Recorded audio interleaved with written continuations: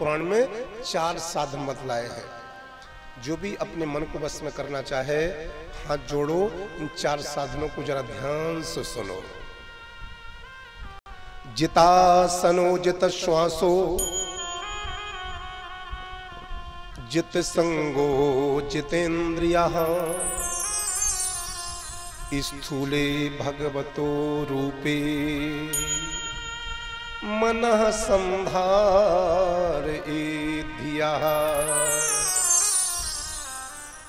भागवत महापुराण में इस चंचल मन को बस में करने का 4 उपाय हैं।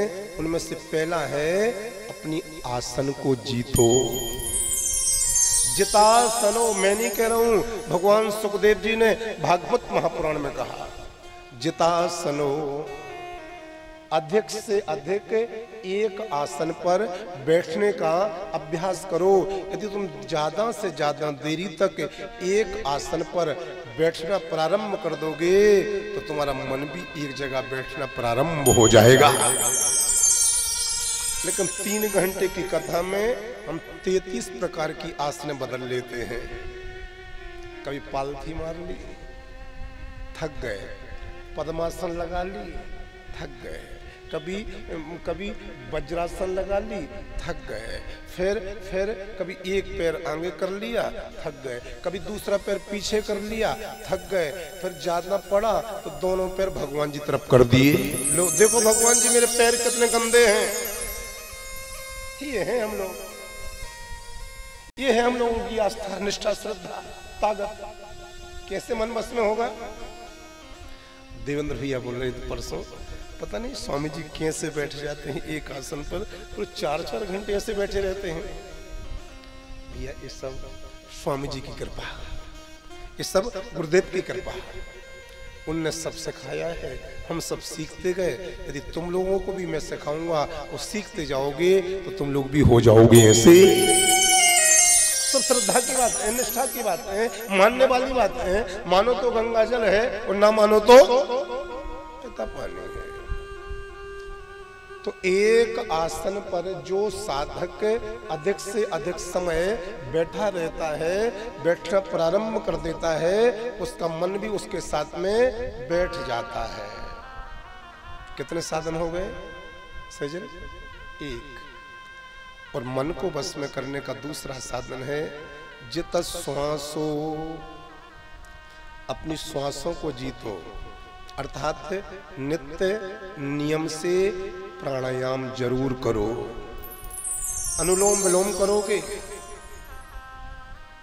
भस्त्रिका करोगे, कुंभक, पूरक, रेचक करोगे तो प्राणायाम के माध्यम से व्यक्ति की श्वासें पवित्र होती हैं।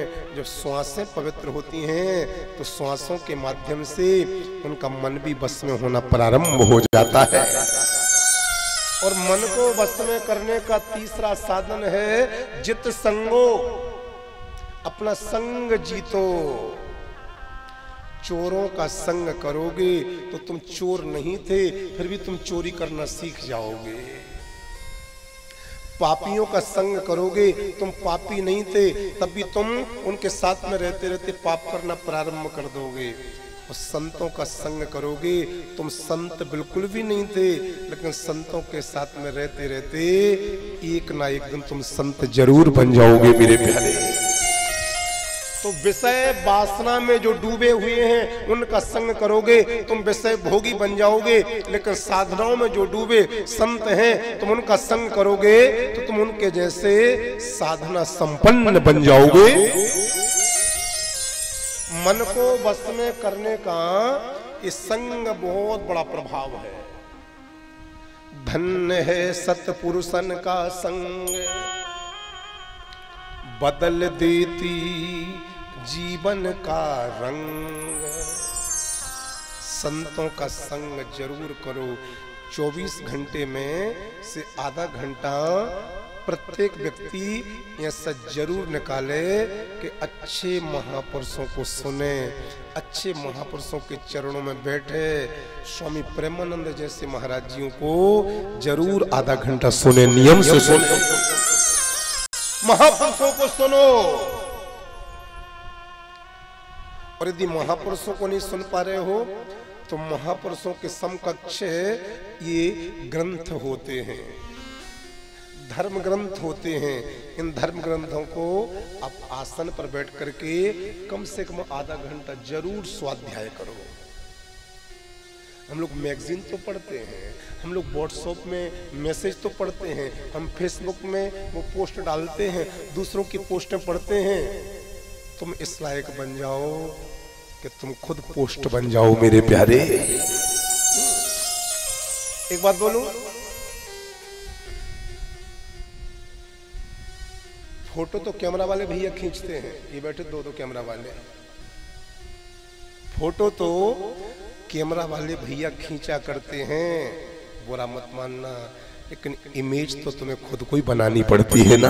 ताली बजाओ। ये फोटो खींच देंगे, हाँ, लेकिन तुम्हारे लिए तुम्हारी इमेज, तुम्हारे लिए तुम्हें खुद को ही बनानी पड़ेगी। ये इमेज नहीं बना पाएंगे, फोटो बना देंगे। ये तुम्हारी फोटो खींच लेंगे लेकिन इमेज नहीं बना सकते, वो आपके लिए खुद को ही बनानी पड़ेगी।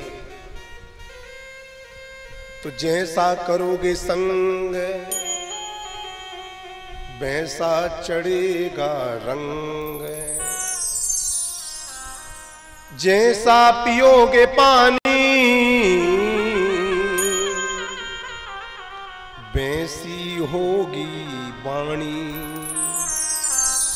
जैसा खाओगे अन्न वैसा होगा मन।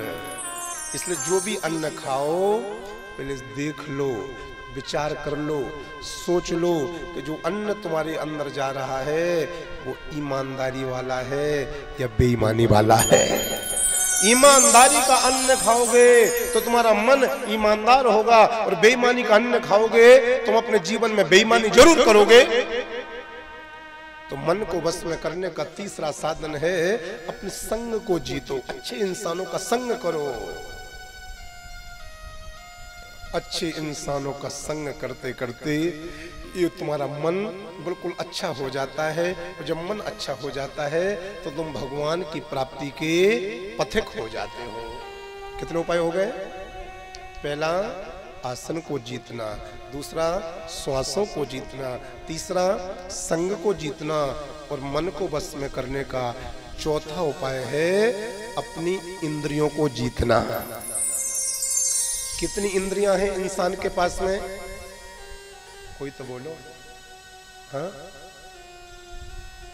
मनुष्य के पास में 10 इंद्रियां हैं, 5 ज्ञानेंद्रियां, 5 कर्मेंद्रियां। इन 10 इंद्रियों के लिए भगवान में अर्पण कर दो, तुम्हारा मन तुम्हारे बस में हो जाएगा।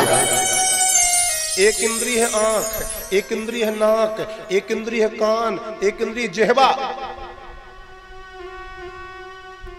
आंख कह रही है, कल हमने कथा में एक बहुत सुंदर देखा था कोई, हम आज कथा में इसलिए जाएंगे कि वो सुंदर हमें आज भी मिलेगा। ये आंख का दोष हो गया, ये आंख बिगड़ गई।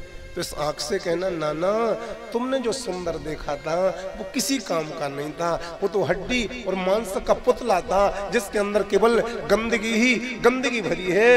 हम तुम्हें एक ऐसे सुंदर से मिला के लाते हैं कि एक बार यदि उस सुंदरता को तुम देख लोगे तो हमेशा हमेशा उसी के दीवाने हो जाओगे। इन आंखों को ले जाना और भगवान बांके बिहारी जी का दर्शन करा देना मेरे प्यारे। इनसे सुंदर कोई नहीं हो सकता। संसार में यदि आंखों को लगाओगे तो तुम्हारा जीवन नष्ट हो जाएगा, तुम्हारा जीवन भ्रष्ट हो जाएगा, तुम्हारा जीवन पतित हो जाएगा। आंखों को संसार में मत लगाना। यदि आंखों को लगाना ही है तो श्याम सुंदर मेरे बांके बिहारी को लगाना। ये कान कह रहे हैं मुझे सुंदर सुंदर गाना सुनना है, मूवीज के, फिल्मों के। तो इन कानों से कहना ना, वो गंदे गाना नहीं सुनाएंगे, हम तुम्हारे लिए भगवान के प्यारे प्यारे भजन सुनाएंगे। ये इंद्रियों को वश में करने का आइडिया बता रहा हूं। ये जिह्वा कह रही है मुझे तो गुलाब जामुन खाना है। इस जिह्वा से कहना खिलाएंगे, लेकिन दुकान से ला करके इसको सीधे गुलाब जामुन मत खिला देना, नहीं तो जेहवा और चटोरी हो जाएगी। गुलाब जामुन तो लाना, लेकिन पहले अपने घर के भगवान को भोग लगाना और फिर जेहवा को देना मेरे प्यारे, तो प्रसाद हो जाएगा। ये बस में हो जाए, इंद्रियों को बस में करने के ये उपाय बताए। तो कितने साधनों के मन को बस में करने के? 4। पहला, अपनी आसन को जीतो। दूसरा, अपनी श्वासों को जीतो। तीसरा, अपने संग को जीतो। और सैलिस भैया, चौथा, अपनी इंद्रियों को जीतो। जिसने अपने जीवन में ये 4 उपाय कर लिए उसका मन बस में हो गया, और जिसका मन बस में हो गया वो जब चाहेगा जहां चाहेगा वहां पर भगवान को प्राप्त कर लेगा मेरे प्यारे, भगवान का दीदार कर लेगा। भगवान सुखदेव जी ने